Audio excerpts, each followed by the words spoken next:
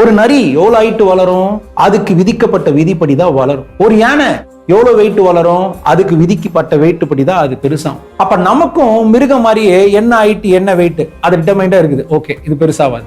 ஆனா நீங்க வாழ்க்கையில உங்களுடைய தன்மை என்ன, தகுதி என்ன, சக்தி என்னன்றது உயர்த்திக்கலாம். அதை நீங்க என்ன தேர்ந்தெடுக்கிறீங்களோ அதை பொறுத்து தான் அது உயரும். அதை நீங்க தான் உணரணும். இந்த எக்ஸாம்பிளை கொஞ்சம் புரிஞ்சுக்க ட்ரை பண்ணணும். யார் யார் எப்படி தன்னை பார்க்கறாங்களோ அதுக்கான தகுதி தான் இந்த உலகம் உங்களுக்கு தரும்னு சொல்லதான் நான் அதை சொல்றேன். சாதாரண லிக்கர் பாட்டில் தான், ஆனா ஒரு உயர்ந்த மனப்பான்மை இருக்கும் எப்படி அதை அப்ரோச் பண்ணுவான்னு பாருங்க.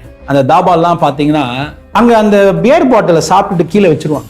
அந்த இடத்துல எவனா வச்சா அதுல மீதி இருந்தா எடுத்து ஓசில குடிக்கலாம்னு சொல்லிட்டு அதுக்கு சில அவங்களும் மனிதர்கள் தான், ஆனா அந்த தரம் மனதுல போர் பீப்புள்னு சொல்ல வரல, இன்னும் உணராதவங்க அந்த ஒரு பாட்டில் எடுத்து குடிக்கிறதுக்கு சில உட்காந்துப்பான் அந்த ஓசி குடிக்க. அதே இடத்துல ஒரு வயசான தாத்தா அந்த பாட்டிலை எடுத்துட்டு போயிட்டு காயலாங்கடையில போட்டு காசு பண்ணுவோம், அவர் உட்காந்து. அதுல சிலது அம்மா அப்பா காசு இருக்குன்னு சொல்லிட்டு இல்ல காசு கஷ்டப்பட்டு படிக்க வைக்கிறாங்க உணராம அவனுக்கு என்ன பண்ணுவாங்க, அந்த பாட்டில் எடுத்து அதே இடத்துல மேல தூக்கி போட்டு உடச்சு நிற்பானு. இது எல்லாம் ஒரே பாட்டில் நடக்கிற வேலை, ஒவ்வொருத்தனோட புத்தி.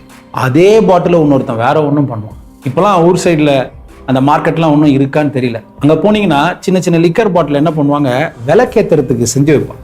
அந்த சோம்பப்படி, கமர்கட்டு, பொரி உள்ளங்கா இல்லைன்னா அதெல்லாம் வித்துட்டு போறவங்க பாத்தீங்கன்னா சின்னதா அந்த லிக்கர் பாட்டில விளக்கேத்தி வச்சிருப்பாங்க. அதே லிக்கர் பாட்டில் ஒவ்வொருத்தனும் எப்படி யூஸ் பண்றாங்க, எல்லாரும் அதே மனிதர் தான்.